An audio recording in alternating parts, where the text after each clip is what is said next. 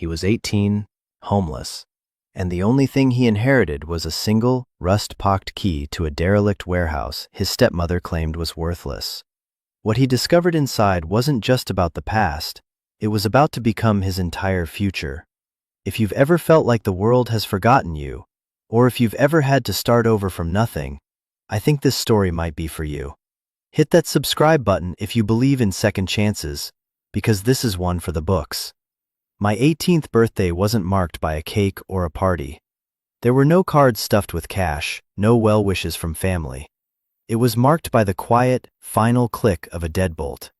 I stood on the porch of the only home I'd known for the last 6 years, 2 duffel bags at my feet, and watched the curtain twitch in the living room window before falling still. Brenda was inside, probably timing me. She'd given me exactly 10 minutes to gather my things after I got home from school. "My key," she'd explained with the sterile calm of a surgeon delivering bad news, no longer worked. "You're an adult now, Leo," she'd said, her arms crossed tight against her chest. She wasn't yelling. She never yelled. Her cruelty was always quiet, delivered in neat, reasonable sentences that made you feel like you were the one being difficult. "Your father's estate is settled. This house is legally mine. Your legal guardianship is terminated. It's time for you to start your own life." I didn't say anything. There was nothing to say that I hadn't already tried to say in the 2 years since Dad died. 2 years of walking on eggshells. 2 years of being treated like a piece of furniture he'd unfortunately left behind. My presence was a loose thread in the perfect tapestry of her new life, and on my 18th birthday, she was finally allowed to pull it. She held out a thin manila envelope. "This is it," she said. "The sum total of your inheritance." I took it. My fingers felt numb. I expected it to be light, maybe a few $100s she'd scraped together to officially wash her hands of me. But it had a strange weight to it, a small, hard lump at the bottom. "What is it?" I asked, my voice barely a whisper. "It's a warehouse," she said, a faint, dismissive smile playing on her lips. "Out in Crestfall. Your father bought it years ago, some foolish project he never got around to. It's a heap of rusting metal on a worthless plot of land. The property taxes are already overdue. Honestly, she did you a favor by not listing it as an asset during probate. It's more of a liability. But it's yours. The deed is in there, along with the key." She looked me up and down, her gaze lingering on my worn-out sneakers. "Good luck, Leo." Then she closed the door. The click echoed in the sudden, sharp silence of the afternoon. I stood there for a long time, the envelope clutched in my hand. The sun was warm, but a chill had settled deep in my bones. I was 18. I was homeless, and all I had to my name were 2 bags of clothes, the $74 in my wallet, and a key to a worthless building in a town I'd never even heard of. I could feel the key through the paper, cold and jagged. A liability. That's what she'd called it. That's what she'd called me, too, in 100 unspoken ways. I slid my finger under the flap of the envelope and pulled out the contents. A folded, official-looking document, the deed, and a single, heavy iron key. It was old, the kind you see in movies, with a complex, toothy bit and a simple, round head. It felt ancient, like it belonged to a castle or a dungeon, not a warehouse. Crestfall. I pulled out my phone, my hands shaking slightly, and typed the name into a map search. It was 150 miles east. A tiny dot in a sea of green and brown, nestled in the foothills of mountains I'd only ever seen from a distance. A bus ticket would cost me $40. I looked back at the house. The perfect lawn, the manicured rose bushes, the gleaming windows. It was a life I had no part in anymore. It had never really been my home, not since Dad was gone. It was just a place I was allowed to stay. I took a deep breath, the air tasting of cut grass and finality. I had $34 left, a key, and a destination. It wasn't a plan. It wasn't even a hope. It was just a direction. West was the ocean. South was the city. North was more suburbs. East was Crestfall. East was the only thing that was mine. I shouldered my bags, the weight of everything I owned settling on my back, and started walking toward the bus station. I didn't look back. There was nothing there for me to see. The bus ride was a long, rumbling journey into a part of the state I didn't know existed. For the first hour, the landscape was familiar. Strip malls giving way to sprawling suburbs, a concrete and asphalt tapestry I knew by heart. But then, the buildings started to thin out. The 4-lane highways bled into 2-lane country roads. Houses were replaced by barns, manicured lawns by overgrown fields. The world outside my window grew quieter, older. I leaned my forehead against the cool glass, the vibration of the engine a constant hum in my skull. Every mile put more distance between me and Brenda, between me and the life that had just ended. It should have felt liberating, like an escape. It just felt empty. I reread the deed. The legal language was dense, but the basics were clear. A single parcel of land, zoned for industrial use, with one structure. My father's name was listed as the original purchaser, with the property transferred to me, Leo Vance, upon his reaching the age of majority. It was all coldly official. There was nothing of my father in the sterile black ink. No hint of why he would buy a place like this. My dad was an accountant, a man of spreadsheets and sensible shoes. He liked order, predictability. He fixed leaky faucets on Saturdays and did our taxes in February. He wasn't the kind of man to buy a heap of rusting metal on a whim. At least, the man I remembered wasn't. But after my mom died, and especially after he met Brenda, he'd become quieter, more withdrawn. There were long hours he spent in the garage, tinkering with things I didn't understand. Brenda hated it. "He's just wasting time on that junk," she'd complain. "He should be focusing on us, on our future." Maybe the warehouse was part of that secret world he'd built for himself. A place to store his junk, far away from her disapproving eyes. The thought made a small, hot coal of anger glow in my chest. She'd systematically erased him from the house. First his workshop in the garage became her craft room. Then his old records were boxed up and put in storage. His favorite armchair was replaced. By the end, the only picture of him left was a small one on my nightstand. And now she was dismissing this last piece of him as a worthless liability. The bus wheezed to a stop in what I assumed was the center of Crestfall. I was the only one who got off. The station was just a covered bench on the side of a sleepy main street.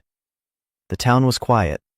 A few storefronts, a diner, a hardware store, a post office, looked like they hadn't changed in 50 years. The air smelled different here, cleaner, tinged with the scent of pine and damp earth from the mountains that loomed in the distance like silent green giants. I checked the address on the deed again. It was on something called Ironwood Lane on the edge of town. My phone showed it as a 20-minute walk. My duffel bags felt heavier now, but I adjusted the straps and started walking. The town gave way to a semi-industrial area pretty quickly. The lots were bigger, separated by chain-link fences. I passed a lumber yard, a concrete supplier, and a few other low-slung, functional-looking buildings. Then the road turned to gravel, and at the end of it, sitting alone on a large, weed-choked plot of land, was my inheritance. Brenda was right about one thing. It was a heap. A massive corrugated steel box, the color of rust and despair.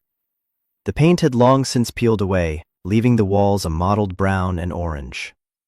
The roof sagged in the middle, and the large roll-up door looked like it hadn't moved since the Carter administration.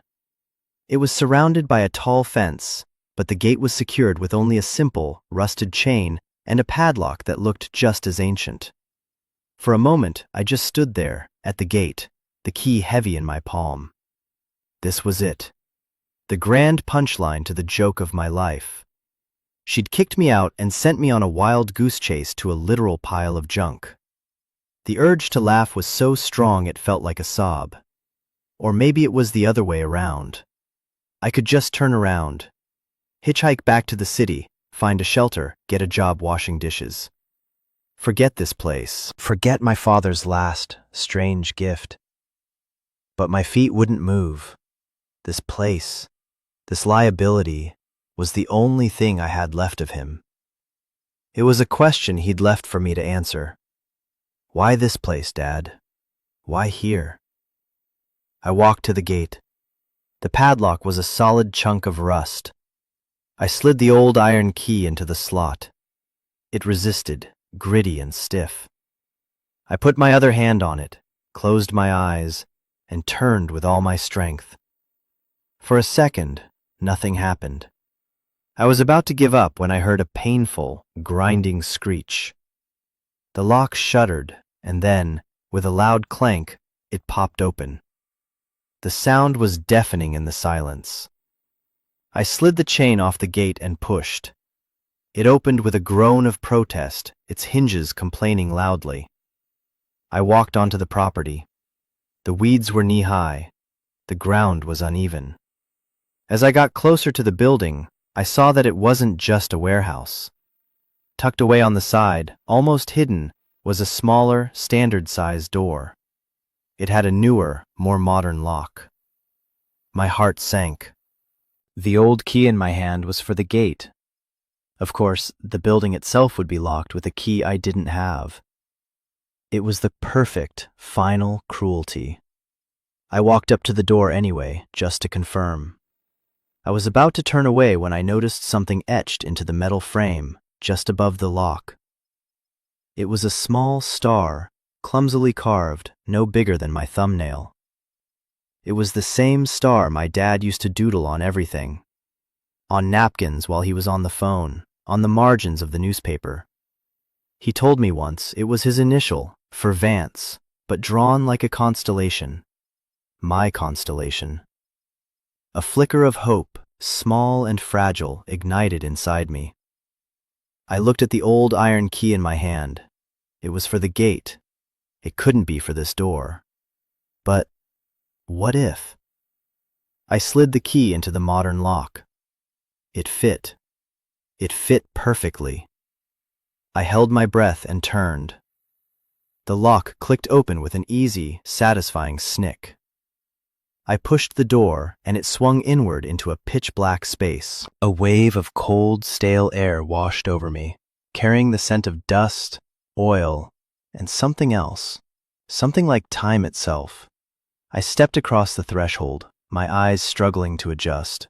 The door swung shut behind me, plunging me into absolute darkness. The sudden blackness was disorienting, total. I froze, my heart hammering against my ribs. The air was thick and cold, heavy with the smell of concrete and decades of stillness.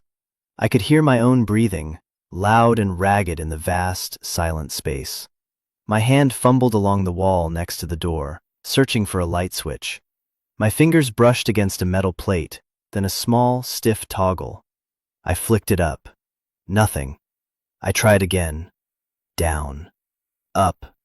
Still nothing. Of course. The power would have been shut off years ago. My phone. I dug it out of my pocket, my hands clumsy in the dark. I turned on the flashlight, and a narrow, bright beam cut through the oppressive black. I swept the light across the space in front of me. The beam caught floating motes of dust, a galaxy of tiny particles suspended in the air. The floor was concrete, cracked and stained. The space was cavernous, far bigger than it had looked from the outside. The ceiling soared up into darkness, lost beyond the reach of my small light. And the warehouse was full. Not with junk, not with random boxes. It was filled with huge, hulking shapes, all draped in heavy canvas tarps, like sleeping giants. They were arranged in neat rows, with wide aisles between them. It was orderly, deliberate. My father's work. I walked down the central aisle, my footsteps echoing unnervingly in the silence. The scale of the place was overwhelming. It was like a tomb, a museum of forgotten things. I reached out and touched one of the tarps. The canvas was thick, stiff with age. I lifted a corner. Underneath was the curved, wooden flank of something. I swept my light over it. It was a boat, a beautiful vintage wooden speedboat, resting on a custom-built trailer. Its mahogany hull gleamed even under a thick layer of dust. The chrome fittings were tarnished but intact. It was a piece of art. I let the tarp fall and moved to the next shape. It was a car, a classic convertible from the 50s, with sweeping fins and a wide chrome grille. Its tires were flat, its paint job faded, but it was all there. I went from one covered object to the next, a growing sense of awe and confusion building inside me. There were vintage motorcycles, old arcade cabinets, a massive, intricate printing press, what looked like an entire dismantled diner counter made of stainless steel, and stacks of something that looked like old theater seats. This wasn't junk. This was a collection. A curated, hidden museum of 20th century Americana. My father, the quiet accountant, had a secret life. But why? And how? In the far corner of the warehouse, my light found something different. A small, partitioned-off area. An office. I walked over and pushed open a flimsy door. Inside was a simple metal desk, a worn-out office chair, and a bank of gray filing cabinets. Unlike the rest of the warehouse, the office felt lived in. There was a coffee-stained mug on the desk, a calendar on the wall, permanently turned to November, 2 years ago, the month he died. My light fell on a metal box sitting in the center of the desk. It was a simple cash box, the kind you'd buy at an office supply store, secured with a small, cheap lock. This had to be it, the explanation. I rattled the handle, but it was locked. I checked the desk drawers. They were empty, save for some dried-up pens and paper clips. I ran my hands under the desk, along the cool metal, searching. My fingers brushed against a piece of tape. I peeled it back. Taped to the underside of the central drawer was a tiny silver key. My breath hitched. With trembling hands, I inserted the key into the lock on the box. It turned easily. I lifted the lid. Inside, there was no cash. There was only a thick, sealed envelope with my name, Leo, written on the front in my father's familiar, neat handwriting. I sat down in the dusty chair, the springs groaning in protest. The single beam from my phone's flashlight illuminated the envelope, making my name seem to glow in the darkness. This was it. A message from the dead. A final conversation I never thought I'd have. My hands were shaking so badly I could barely break the seal. I pulled out a thick stack of folded pages and began to read. The letter was dated the week before he died. The moment I saw the date, a cold dread washed over me. He knew. He must have known he was dying.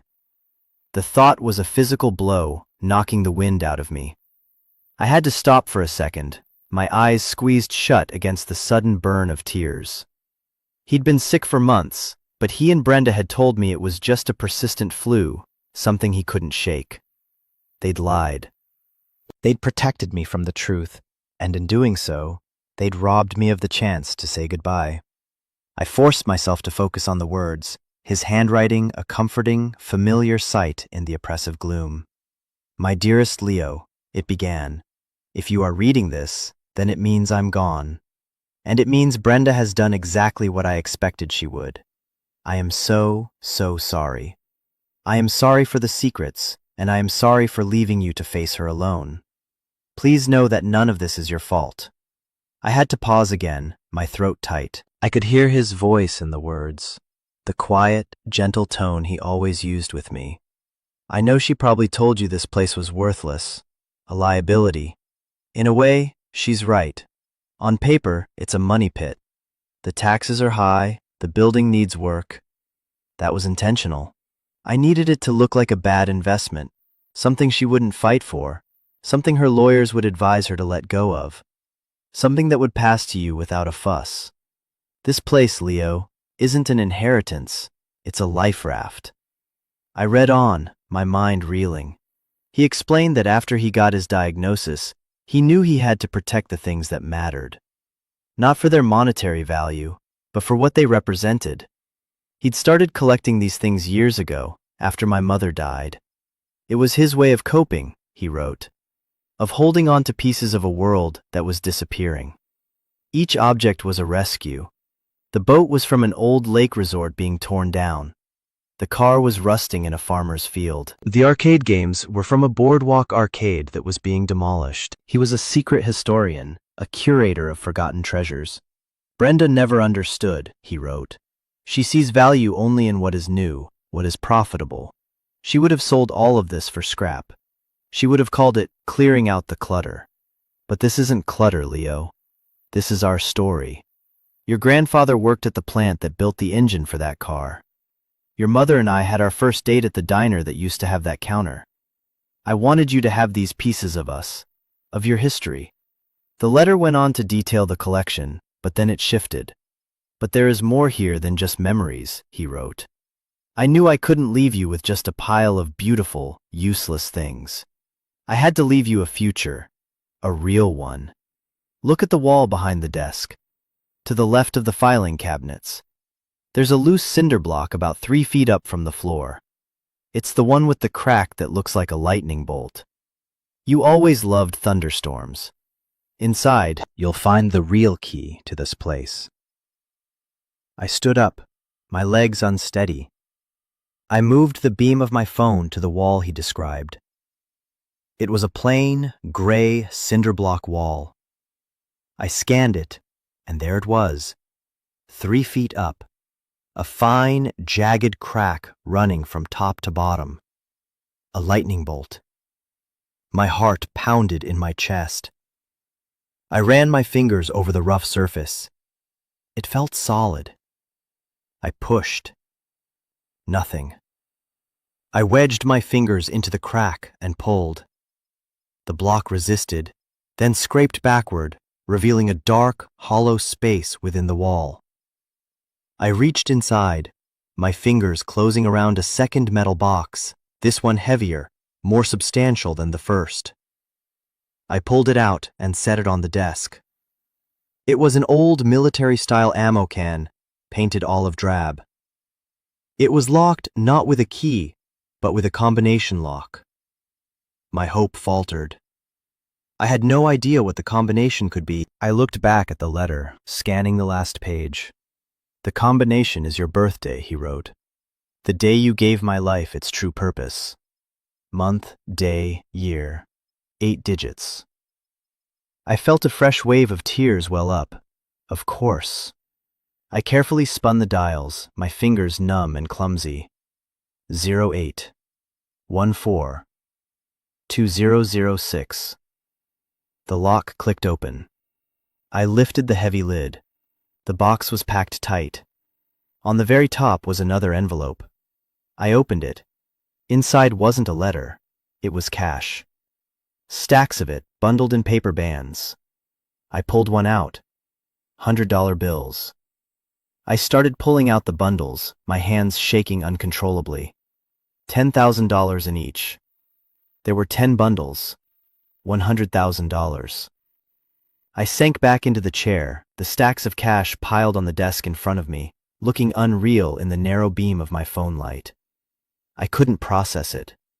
It was more money than I had ever seen in my life. It was enough to get an apartment, buy a car, go to college. It was a new start.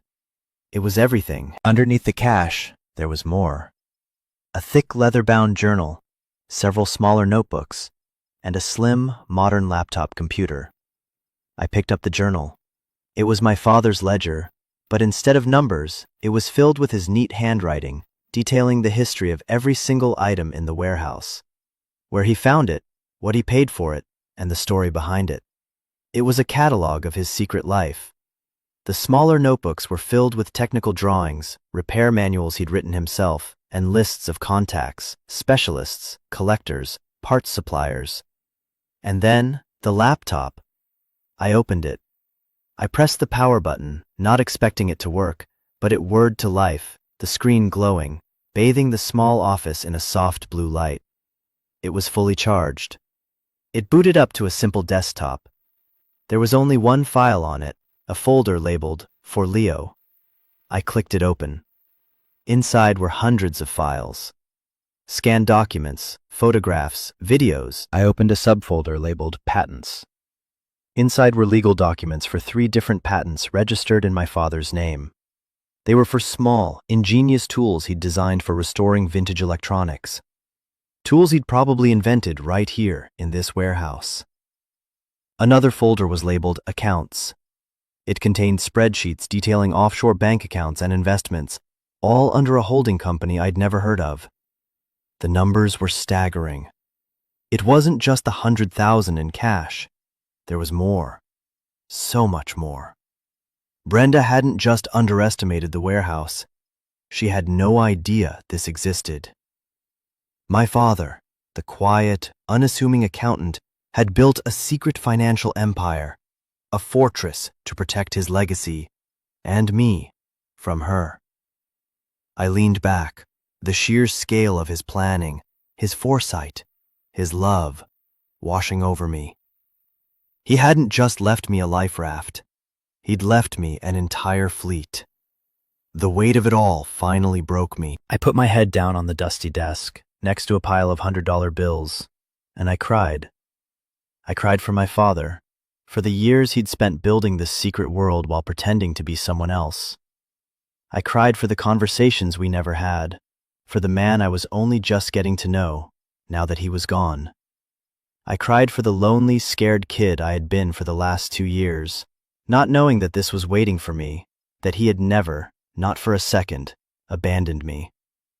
And I cried with a furious, burning anger for Brenda, for her lies, for her coldness, for the small, petty world she lived in, completely oblivious to the magnificent, secret life of the man she'd married. The tears eventually slowed, leaving me exhausted and empty, but also strangely calm. The grief was still there, a heavy stone in my chest, but it was joined by something new, a fierce, quiet determination. My father had given me more than money and a collection of old things. He'd given me a mission. He'd entrusted me with his legacy. Sitting there in the cold, dusty office, bathed in the glow of the laptop screen, I felt a shift inside me. The fear that had been my constant companion for 2 years began to recede, replaced by a sense of purpose. This place wasn't a tomb. It was a workshop. It was a laboratory. It was a sanctuary. And now, it was mine. I closed the laptop and looked around the small office. This was my new beginning. The first step was practical. The $100,000 in the box was my operating capital. It was freedom from shelters and part-time jobs. It was the ability to think beyond the next meal. I spent the rest of that first day, and well into the night, just taking stock.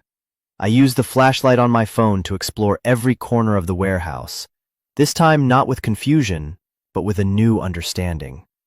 I pulled back every tarp, cross-referencing each car, boat, and machine with the entries in my father's journal. I ran my hands over the cool metal and smooth wood, feeling the history in them. These weren't just objects. They were survivors, just like me. My father's journal was my new textbook. He wrote about the art of restoration, the patience it required. He detailed his process for sourcing rare parts, for rebuilding engines, for stripping away layers of neglect to find the beauty underneath. His passion bled through every page. It was a love letter to a lost world, and a manual for how to bring it back. The next morning, I walked back into Crestfall. The town looked different in the bright sunlight, less sleepy, more peaceful. I found a small motel and paid for a week in cash. A hot shower felt like a baptism. As the grime of the last 24 hours washed away, I felt like I was shedding an old skin. I bought new clothes at the hardware store, sturdy work boots, jeans, flannel shirts. I bought a heavy-duty flashlight, work gloves, and a box of cleaning supplies. Then I went to the small diner I'd seen on Main Street. The waitress, a woman with kind eyes and a tired smile, poured me a coffee. "You new in town?" she asked. "Something like that," I said. "I just took over the old warehouse at the end of Ironwood Lane." Her eyebrows shot up. "The old Beaumont place? Hasn't anyone been in there for years? Heard it was falling apart." "It needs some work," I admitted, "but it's solid." She refilled my cup. "Well, good luck to you, kid. That place has been the town ghost for as long as I can remember." The town ghost. I liked that. My father would have too. For the next week, I established a routine. I'd wake up early, have breakfast at the diner, and then spend 10 to 12 hours at the warehouse. My first task was simple: cleaning. I swept away years of accumulated dust and grime. I washed the concrete floors. I wiped down every surface in the office. With each stroke of the broom, with each clean rag, I felt like I was reclaiming the space, making it my own. The physical labor was grounding. It tired me out in a way that left no room for the anxious thoughts that used to crowd my mind. While I worked, I listened. My father had left behind a small, battery-powered radio, and I tuned it to a local classic rock station. The music filled the vast space, chasing away the oppressive silence. And I started to see the path my father had laid out. The patents were for tools that would make the restoration work easier. The contacts in his notebooks were a network of people who shared his passion. The money was the fuel to get the engine started. He hadn't just left me a puzzle. He'd left me the instruction manual and all the pieces. After a week of cleaning, I turned my attention to the office. I needed a base of operations. I used some of the cash to have the electricity turned back on. The moment the overhead fluorescent lights flickered to life, illuminating the entire warehouse, was transformative. The shadows retreated. The sleeping giants were fully revealed in the steady, humming light. It was no longer a tomb. It was a cathedral of forgotten things. I bought a new computer, a comfortable chair, and a small refrigerator. I set up an internet connection. The office became my command center. I spent my evenings poring over the files on my father's laptop, educating myself. I learned about patent law, about setting up a business, about the niche markets for high-end restored Americana. My father had even left a business plan, a detailed 5-year projection for a company he'd named Legacy Restorations. It was all there, a complete turnkey future. It was almost too much. There were moments of doubt, of course. I'd stand in the middle of the warehouse floor, surrounded by these massive, complicated projects, and feel a crushing wave of inadequacy. I was just a kid. I didn't know how to rebuild a V8 engine or rewire a 1960s jukebox. What was I thinking? In those moments, I would go back to his letter. I kept it in the top drawer of the desk, and I would read the last paragraph over and over. "Don't be afraid to fail, Leo. Every scratch, every dent is a lesson." I didn't learn any of this overnight. I just learned to be patient with myself. Be patient with yourself. You have my hands. You have my heart. You can do this. I believe in you. His belief became my shield against my own self-doubt. One name in his book of contacts was circled several times: Art Miller, with a phone number and the note, "My lawyer, the only one I trust." After 2 weeks of settling in, I knew it was time to make the call. My heart was pounding as I dialed the number. A calm, professional voice answered. "Miller?" "Hello, my name is Leo Vance," I said, my own voice sounding small and young. "My father was Robert Vance. He left your name and number for me." There was a long pause on the other end of the line. I thought for a second he might hang up. "Robert's boy," the voice, Art's voice, finally said. It was softer now, less brisk. "I was wondering when you'd call. Your father told me to expect it. Where are you?" "I'm at his warehouse," I said, "in Crestfall." I heard a low whistle. So you made it. Good. That was step one. Robert had a lot of faith in you. We talked for over an hour. I told him everything. About Brenda, about finding the letter, the money, the laptop. He listened patiently, occasionally asking a sharp, insightful question. He wasn't surprised by any of it. He'd helped my father set up the entire structure, the holding company, the offshore accounts, the transfer of the deed. He was the architect of my life raft. Your father was a very smart man, Leo, Art said, and a very careful one. He loved you more than anything. He spent the last year of his life ensuring you would be safe and independent. He didn't trust his wife, and it turns out his instincts were spot on. He explained the legal situation. Brenda had no claim to the warehouse or anything associated with the holding company. It was all ironclad, protected. The patents were active and valuable. The money was clean. It was all mine, free and clear. What do I do now? I asked, the question feeling enormous. Now, Art said, his voice firm but kind. You get to work. I'll handle the legal and financial side of things. I'll fly out next week and we can go over the paperwork. Your job is to become the man your father knew you could be. Your job is to build the legacy. His visit a week later was a whirlwind of activity. Art was a man in his late 60s, with a sharp mind and a no-nonsense demeanor, but there was a warmth in his eyes when he looked at me, and a reverence in his voice when he spoke of my father. He walked through the warehouse, a small, sad smile on his face. Bob always called this his Noah's Ark, he said softly. Saving two of everything, he'd say. One for the memory, one for the future. We spent 2 days in the office, going through documents. We incorporated legacy restorations. We set up business accounts. We discussed strategy. Art laid out the financial reality. The money in the accounts, combined with the value of the collection and the patents, meant I wasn't just secure, I was wealthy. Not in a flashy, sports car and mansion kind of way, but in a foundational, generational way.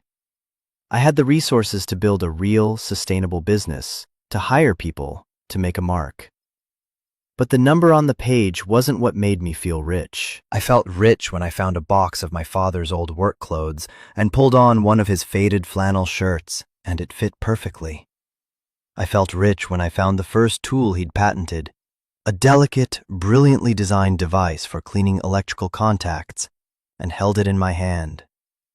I felt rich when I successfully got the lights on one of the old arcade cabinets to flicker to life, the theme music from a game I hadn't heard since I was a little kid filling the warehouse. The first project I decided to tackle was one of the smaller ones, a vintage 1950s Coca-Cola machine that had sat dormant for decades. It was a rust bucket, a complicated puzzle of wiring, refrigeration coils, and mechanics. I spent a month on it, following my father's journals, ordering parts from one of the suppliers on his list, and learning through trial and error. I got frustrated. I made mistakes. I nearly gave up a dozen times. But each time, I'd think of his letter. Be patient with yourself. Finally, one evening, I plugged it in. The machine hummed. The internal light glowed. I put a coin in the slot, pushed the button, and with a satisfying clunk, a cold glass bottle of Coke slid into the dispenser. I leaned against the machine, a triumphant, stupid grin on my face, and took a long drink. It was the best thing I'd ever tasted. I had brought something back from the dead. I had started. News travels fast in a small town. The lights at the old Beaumont place being on every night, the deliveries of parts and equipment, it all got people talking. The waitress at the diner, whose name I learned was Marge, started asking me what I was up to. I told her I was restoring old things, carrying on my dad's work. She just nodded, a respectful look in her eyes. One day, an old man who'd been sitting at the counter shuffled over to my booth. "You're Vance's kid?" he asked, his voice gravelly. "Yes, sir." "I knew your dad. A little. He bought that old speedboat off my brother before the marina was torn down. Quiet fella, kept to himself. but he had good hands, a respect for old things. He looked at me, his eyes sharp. You got that respect? I'm trying to, I said. He grunted, a sound that seemed to be one of approval. Good. The world's got enough people tearing things down. Needs more people building them back up. He shuffled back to his seat, leaving me with a feeling of connection, of belonging that I hadn't felt in years. I wasn't just some stranger anymore. I was Vance's kid. I was part of a story. Months turned into a year. The warehouse transformed. A section of it became a state-of-the-art workshop with pristine tools and equipment. Another section I converted into a small, comfortable apartment. It wasn't fancy, but it was mine. Every beam, every wire, I had put in myself. The rest of the space I kept as a showroom, a gallery for the restored pieces. The Coke machine was the first. Then came a Wurlitzer jukebox, its colored lights glowing, its chrome gleaming. Then a pinball machine, dinging and flashing in a corner. Each finished project was a victory, a connection to my father. Each one taught me something new. I wasn't just restoring machines, I was restoring myself. With Art's help, I launched a website for legacy restorations. I posted photos of the first few finished pieces. The response was slow at first, then steady, then overwhelming. Collectors, designers, and museums from all over the world started emailing and calling. My father had been right. There was a deep hunger for these tangible pieces of history, for things that were built to last. The first big sale was the jukebox. A collector in Japan paid a price that made my head spin. But it wasn't the money that mattered. It was the validation. It was the proof that my father's vision was real. The money was just a byproduct of the passion. I hired my first employee, a young woman from town named Sarah, who was a genius with electronics. Then a retired mechanic named Gus, who had forgotten more about engines than I would ever know. We became a small, tight-knit team. A family, of sorts. The warehouse, once silent and empty, was now filled with the sounds of work, of music from the jukebox, of laughter. One afternoon, a sleek, black car I didn't recognize pulled up to the warehouse. A woman in a sharp business suit got out. It was Brenda. I hadn't seen or spoken to her since the day she kicked me out. She stood there for a moment, taking in the clean, painted building, the new sign, the landscaped entrance. Her face was a mask of confusion. I walked out to meet her, my heart calm, my hands steady. I wasn't that scared kid on the porch anymore. "Leo?" she said, her voice uncertain. "What is all this?" "This is my business," I said simply. "My inheritance." Her eyes narrowed. She had clearly heard rumors, seen the article about my company in a design magazine, or had a lawyer trace my success. She was here for a piece of it. "Your father left you a pile of junk," she said, the old dismissiveness creeping back into her voice. "I saw the probate files. This has to be from something else." "He was smarter than you ever gave him credit for," I said. There was no anger in my voice, just a quiet statement of fact. He left me everything that mattered. She started to talk about lawyers, about how she was entitled to half of his hidden assets, about how I had deceived her. I just listened. When she was done, I shook my head. "It's all protected, Brenda. Art Miller made sure of that. There's nothing for you here." I saw a flash of real fury in her eyes then. The ugly, grasping desperation of someone who had fundamentally misunderstood the value of everything and everyone around her. She saw a fortune she'd been cheated out of. She couldn't see the real treasure. She couldn't see the love, the planning, the legacy. She just saw the money. "You'll be hearing from my lawyers," she hissed. "I'm sure I will," I said, and then I turned and walked back into my workshop, back to my life, leaving her standing alone in the gravel driveway. That was the last I ever saw of her. Her legal challenges went nowhere, just as Art had promised. They were a nuisance, an echo from a life that was no longer mine. My life was here, in Crestfall. It was in the smell of sawdust and solder. It was in the satisfaction of a perfectly restored machine. It was in the quiet evenings I spent in my apartment, reading my father's journals, feeling his presence not as a ghost, but as a guide. I finally understood what he meant. He hadn't just left me money or a business. He had left me a purpose. He had taught me that the most valuable things are not the ones that are easily bought, but the ones that are painstakingly built, cared for, and brought back to life. He taught me that being rich has nothing to do with the number in your bank account, and everything to do with having a place to call home, work that you love, and a story that is yours to tell. The warehouse isn't a liability. It's the heart of my world. It's a testament to a quiet man's extraordinary love for his son.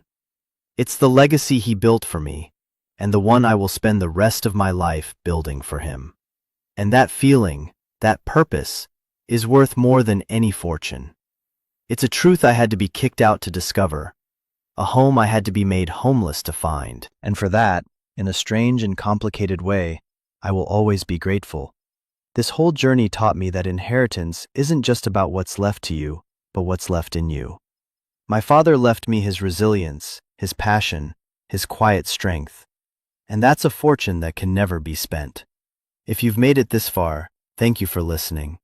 This story is deeply personal, and sharing it feels like I'm honoring my father's memory in a new way. I know so many of you have your own stories of loss, of starting over, of finding strength you never knew you had. This channel is for you. It's a community for people who understand that the hardest parts of our lives are often what make us who we are. If this resonated with you, please consider subscribing.